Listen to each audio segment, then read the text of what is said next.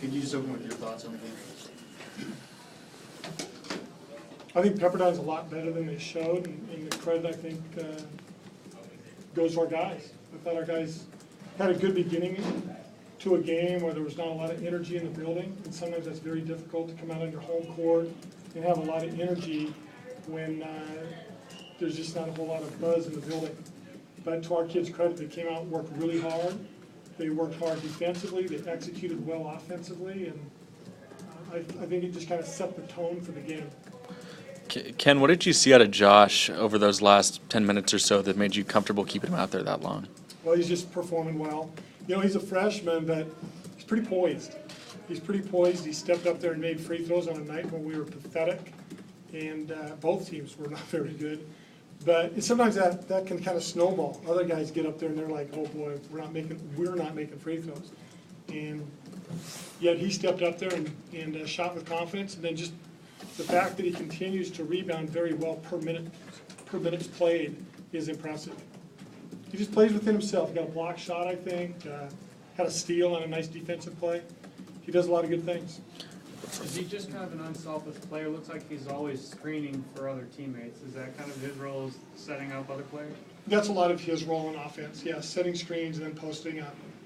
And he embraces that role pretty well.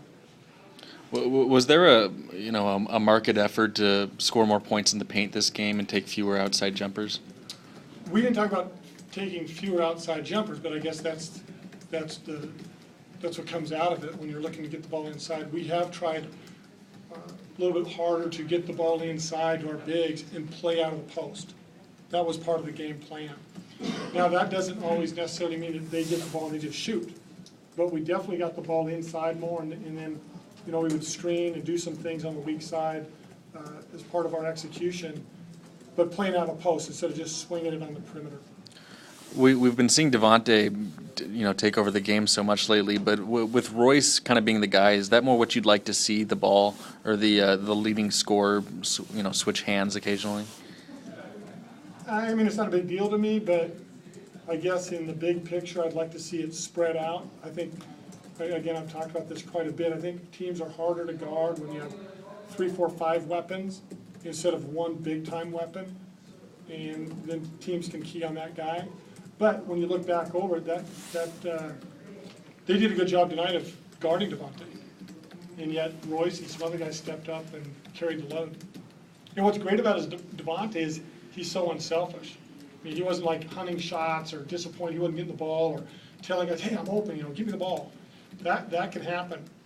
Devontae just wants to win. And I think that's huge for our team.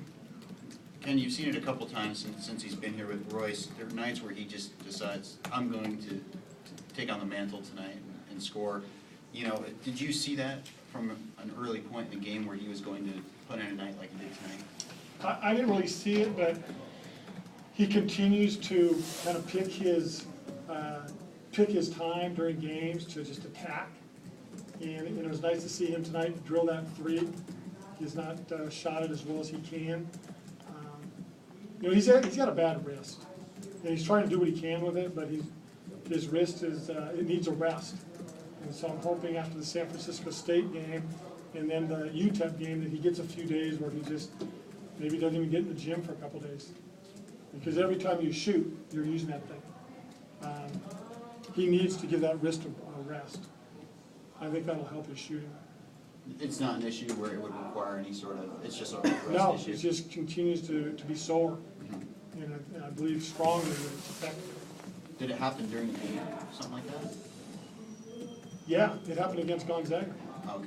Yeah, it's been when he fell really hard the second half. We were mentioning a little while ago about, I guess, it's kind of tough when there's not a lot of people here. It was kind of the same last year, right after finals week. Kids are gone during Christmas break. Scheduling forward maybe for next year and the year after, is that something you might want to try and, schedule away games or something so that you're not having the same kind of crowd here like this? Here's the issue. We need home games. We want to play games in our home facility. But there's just a lot of times during basketball, there are not a lot of students here. I believe we have 14 home games this year, and I think half of them are when students are not here, or when school's not in session. Right. So it's just part of the deal, part of the deal. So you just deal with it, and still, it's the mental part, so it gives us an opportunity to talk about that as a team. It's between the lines, staying focused, whether there's 10 or 12,000, or there's a few hundred or 1,000. It's still about the game. So our guys are doing a good job dealing with it. Ken, talk a little bit about Jordan and Q. Do you feel like they're getting their legs at this point in the season?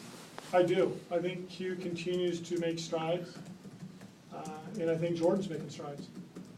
Maybe not great strides, but they're definitely getting more and more comfortable out there and playing with more confidence. And they're becoming more and more productive. Was it nice to see them be a little more aggressive tonight? Yes, it really was. We need both of them to be aggressive, because their personality is very unselfish. So it's not like it's gonna take over and they're gonna just try to make a bunch of selfish plays. We need them to be aggressive, because at times they'll be more effective that way. But we also understand that they're very unselfish players, they'll give it up.